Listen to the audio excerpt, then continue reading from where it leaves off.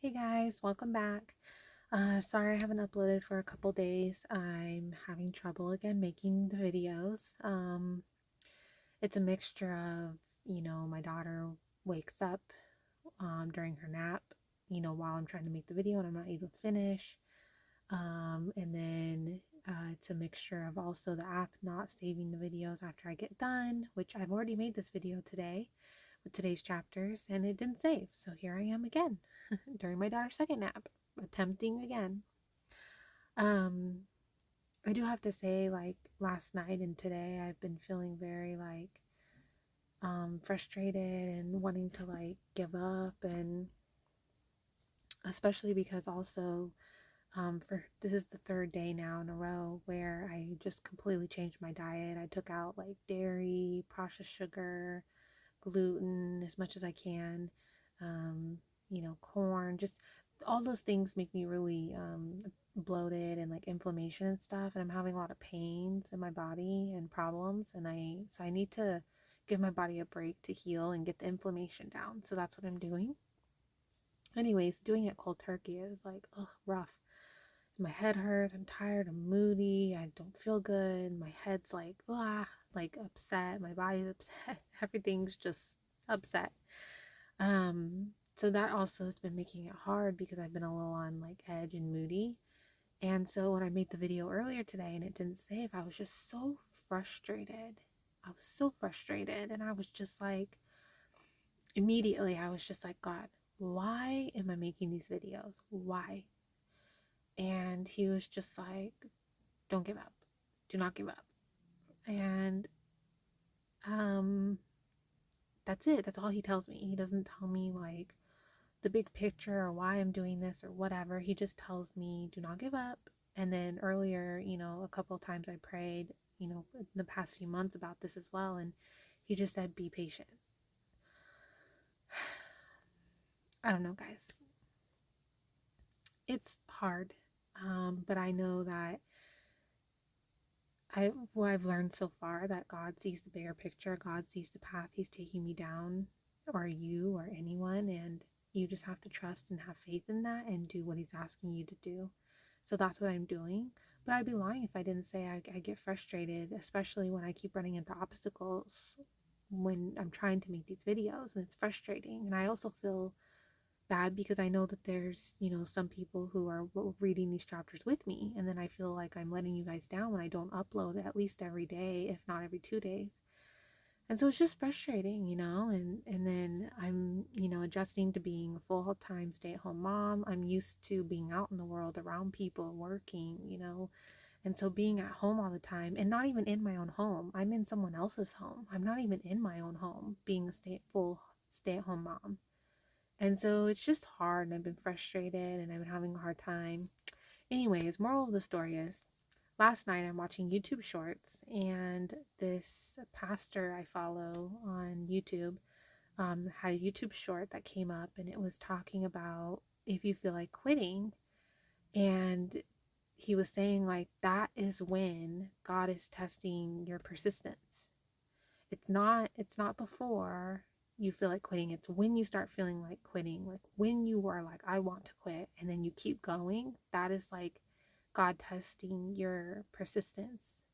And I thought about it and I was just like, you know, you have to prove yourself to God. You can't just expect him to, bless you with certain things, or, you have to show him, hey, I'm gonna do what you're gonna say, and I'm gonna follow what you say. Like right now we're talking about how Saul was made king and had the whole world in Israel open to him, and he didn't listen to God. He didn't do what God told him to do and commanded him to do, and now he's, reaping the repercussions of that. So, it's like I feel like even though I don't understand why God's making me make these videos, and share this journey of reading the Bible and getting to know God and stuff, like I don't care. Like I just know that he wants me to do it, so that's what I'm going to do. But I'd be lying if I didn't say it's frustrating, but I saw that video last night and I was just like, okay, like I can't quit. I can't give up. I have to prove to God that I can do this and I'm not going to give in to the enemy. I'm not going to give in to the flesh. I'm not going to give in and quit. I'm going to keep going. I'm strong enough and I can handle this and I can handle the temptation and the lies and the deceptions from the enemy. I can handle the flesh. I can handle all of it. But, it can be frustrating at times and I'm not gonna lie, I cried a little bit earlier. But here I am, second time today making this video. So anyways, before we get started with today's chapters, I just want you guys to know, whether you're watching these videos currently with me or maybe you're in the future and you found my videos and you're challenging yourself to read the Bible by watching my videos, do not give up. If you ever feel like you want to give up and you're not seeing, you're praying to God, asking Him for help or asking Him for certain things and you're not seeing those things right away, be patient. Don't give up. Keep going. If God has told you or commanded you or guided you to do something and you're not seeing results or something right off the bat, don't give up.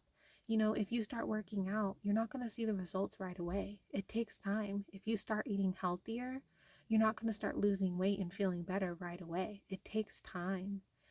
And it's the same when you're building a relationship with someone, even God. Even when you're building a relationship with God, it takes time. And, you just have to keep chugging along, even on the hard days. Find that willpower in you and just chug along. So don't give up. I'm not giving up.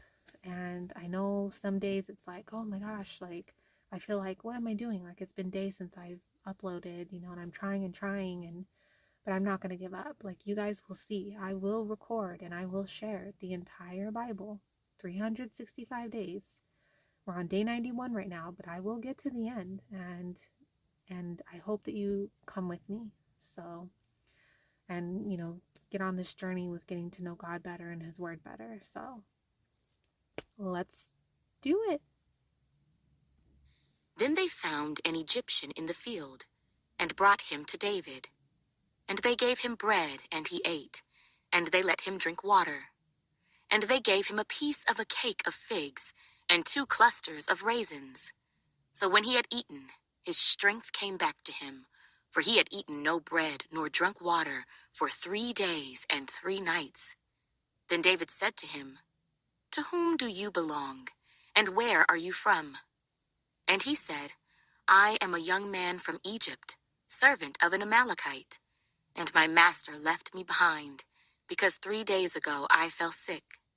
We made an invasion of the southern area of the Kerethites, in the territory which belongs to Judah, and of the southern area of Caleb, and we burned Ziklag with fire."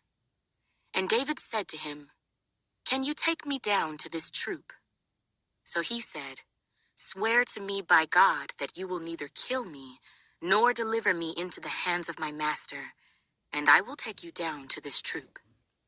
And when he had brought him down, there they were, spread out over all the land, eating and drinking and dancing, because of all the great spoil which they had taken from the land of the Philistines and from the land of Judah.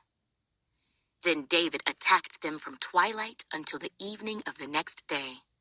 Not a man of them escaped, except 400 young men who rode on camels and fled. So David recovered all that the Amalekites had carried away, and David rescued his 2 wives. And nothing of theirs was lacking, either small or great, sons or daughters, spoil or anything which they had taken from them. David recovered all. Then David took all the flocks and herds they had driven before those other livestock, and said, "This is David's spoil." Now David came to the 200 men, who had been so weary that they could not follow David, whom they also had made to stay at the brook Besor. So they went out to meet David, and to meet the people who were with him. And when David came near the people, he greeted them.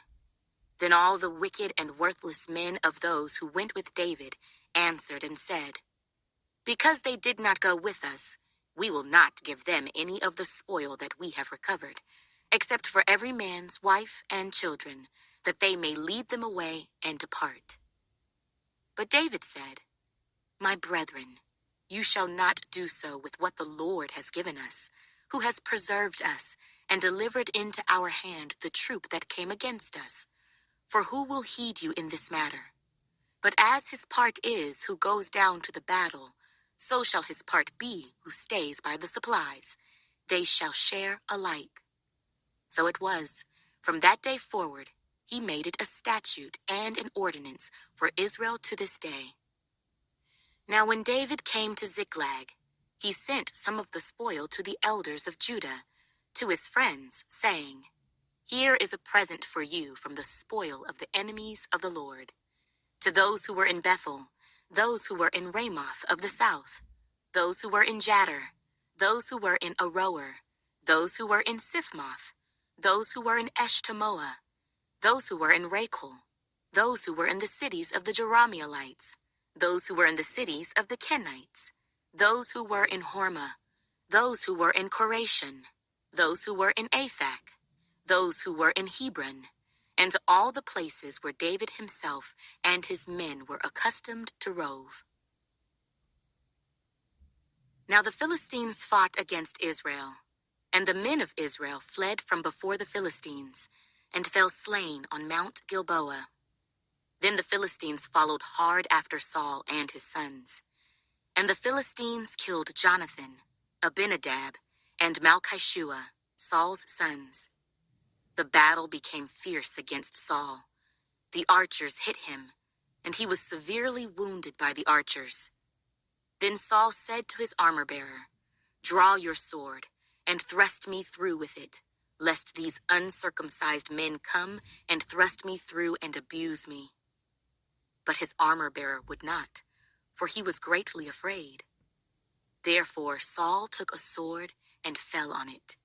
And when his armor-bearer saw that Saul was dead, he also fell on his sword and died with him. So Saul, his 3 sons, his armor-bearer, and all his men died together that same day.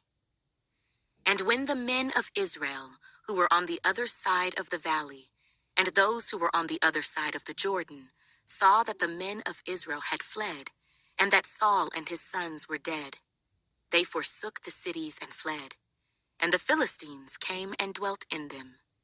So it happened the next day, when the Philistines came to strip the slain, that they found Saul and his 3 sons fallen on Mount Gilboa. And they cut off his head and stripped off his armor, and sent word throughout the land of the Philistines to proclaim it in the temple of their idols and among the people. Then they put his armor in the temple of the Ashtoreths, and they fastened his body to the wall of Bethshan. Now when the inhabitants of Jabesh-Gilead heard what the Philistines had done to Saul, all the valiant men arose and traveled all night, and took the body of Saul and the bodies of his sons from the wall of Bethshan. And they came to Jabesh and burned them there. Then they took their bones and buried them under the tamarisk tree at Jabesh, and fasted 7 days. Now it came to pass after the death of Saul, when David had returned from the slaughter of the Amalekites, and David had stayed 2 days in Ziklag, on the 3rd day, behold, it happened that a man came from Saul's camp with his clothes torn and dust on his head. So it was, when he came to David, that he fell to the ground and prostrated himself. And David said to him, "Where have you come from?" So he said to him, "I have escaped from the camp of Israel." Then David said to him, "How did the matter go? Please tell me." And he answered, "The people have fled from the battle. Many of the people are fallen and dead, and Saul and Jonathan his son are dead also." So David said to the young man who told him, "How do you know that Saul and Jonathan his son are dead?" Then the young man who told him said, "As I happened by chance to be on Mount Gilboa, there was Saul, leaning on his spear, and indeed, the chariots and horsemen followed hard after him. Now when he looked behind him, he saw me and called to me. And I answered, Here I am. And he said to me, Who are you? So I answered him, I am an Amalekite. He said to me again, Please stand over me and kill me, for anguish has come upon me, but my life still remains in me. So I stood over him and killed him, because I was sure that he could not live after he had fallen. And I took the crown that was on his head and the bracelet that was on his arm, and have brought them here to my Lord. Therefore, David took hold of his own clothes and tore them, and so did all the men who were with him. And they mourned and wept and fasted until evening for Saul and for Jonathan his son, for the people of the Lord and for the house of Israel, because they had fallen by the sword. Then David said to the young man who told him, Where are you from? And he answered, I am the son of an alien, an Amalekite.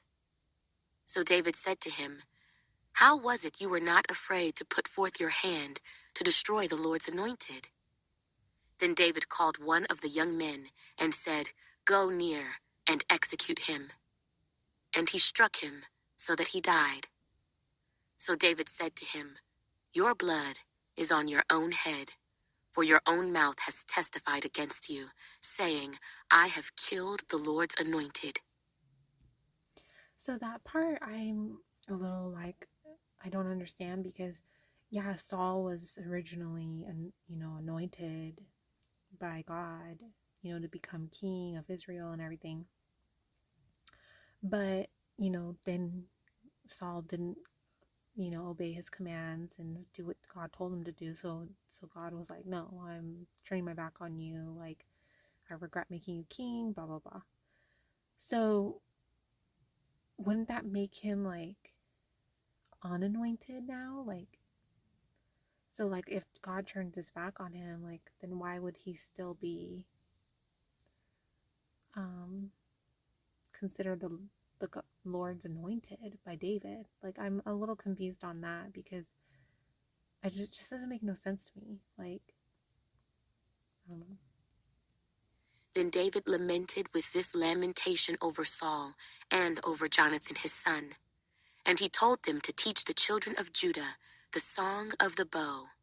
Indeed, it is written in the book of Jasher. The beauty of Israel is slain on your high places.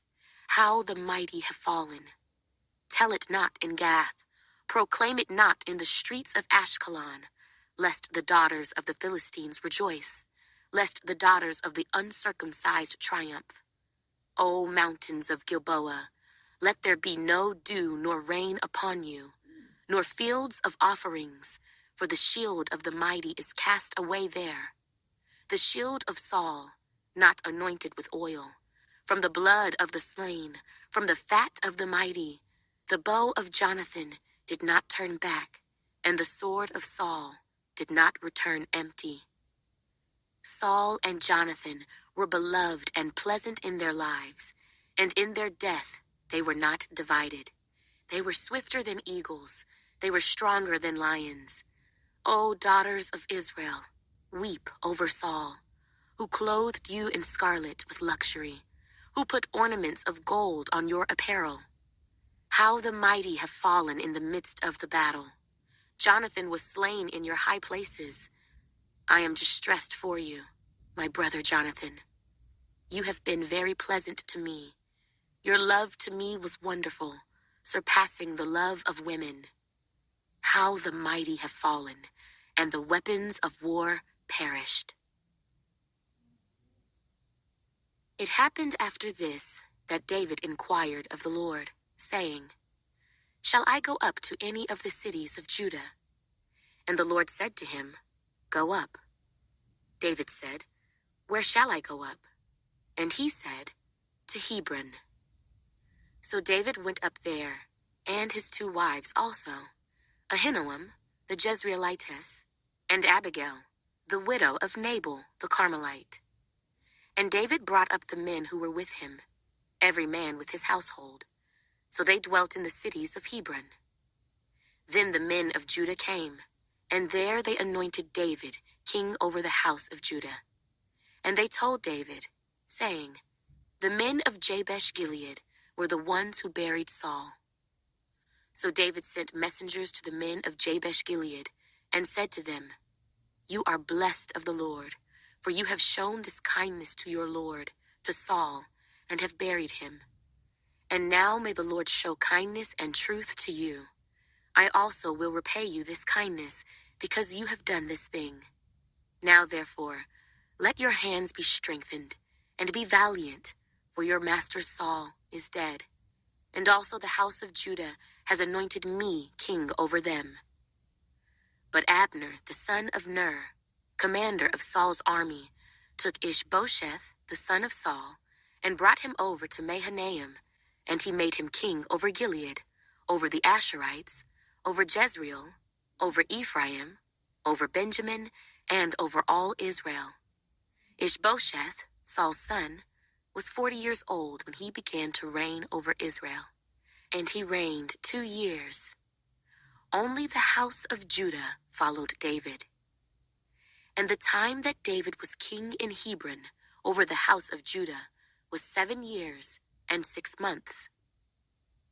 Now Abner, the son of Ner, and the servants of Ishbosheth, the son of Saul, went out from Mahanaim to Gibeon. And Joab, the son of Zeruiah, and the servants of David, went out and met them by the pool of Gibeon. So they sat down, one on one side of the pool, and the other on the other side of the pool. Then Abner said to Joab, "Let the young men now arise and compete before us." And Joab said, "Let them arise." So they arose and went over by number, 12 from Benjamin, followers of Ishbosheth, the son of Saul, and 12 from the servants of David. And each one grasped his opponent by the head and thrust his sword in his opponent's side. So they fell down together. Therefore that place was called the Field of Sharp Swords, which is in Gibeon. So there was a very fierce battle that day, and Abner and the men of Israel were beaten before the servants of David. I'm confused about what it said, compete before us. Compete for what? Like, what were they competing for? Like, what was the purpose of that competition? Like, Now the 3 sons of Zeruiah were there, Joab, and Abishai, and Asahel. And Asahel was as fleet of foot as a wild gazelle. So Asahel pursued Abner, and in going he did not turn to the right hand or to the left from following Abner. Then Abner looked behind him and said, "Are you Asahel?" He answered, "I am." And Abner said to him, "Turn aside to your right hand or to your left, and lay hold on one of the young men, and take his armor for yourself." But Asahel would not turn aside from following him. So Abner said again to Asahel, "Turn aside from following me. Why should I strike you to the ground? How then could I face your brother Joab?" However, he refused to turn aside. Therefore Abner struck him in the stomach with the blunt end of the spear, so that the spear came out of his back, and he fell down there and died on the spot. So it was that as many as came to the place where Asahel fell down and died stood still. Joab and Abishai. see, that also I don't understand. Like, why did he kill him? Like, he was just telling him to grab the armor from someone and then to stop like following him, or like I don't understand. That was such a barbaric reaction to just whatever that thing was that he killed him with.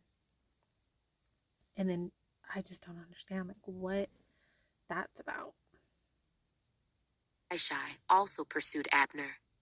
And the sun was going down when they came to the hill of Ammah, which is before Giah, by the road to the wilderness of Gibeon. Now the children of Benjamin gathered together behind Abner, and became a unit, and took their stand on top of a hill. Then Abner called to Joab and said, "Shall the sword devour forever? Do you not know that it will be bitter in the latter end? How long will it be then until you tell the people to return from pursuing their brethren?"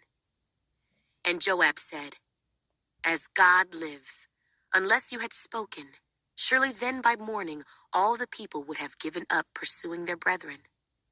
So Joab blew a trumpet, and all the people stood still and did not pursue Israel any more, nor did they fight any more. Then Abner and his men went on all that night through the plain, crossed over the Jordan, and went through all Bithron, and they came to Mahanaim. So Joab returned from pursuing Abner, and when he had gathered all the people together, there were missing of David's servants 19 men and Asahel. But the servants of David had struck down, of Benjamin and Abner's men, 360 men who died. Then they took up Asahel, and buried him in his father's tomb, which was in Bethlehem. And Joab and his men went all night, and they came to Hebron at daybreak. Okay, there we go. We have it, guys. I'm interested to see how this story continues, because I'm just a little, I more just was wondering like what they were competing about at the beginning, and then like why did that guy like kill the one guy so harshly? I mean, like, he could have just like punched them, or I don't know, or something. I mean, he brutally, just barbarically just killed him. Okay, my daughter woke up from her nap, so I gotta go. But I will talk to you guys tomorrow. I hope you join me.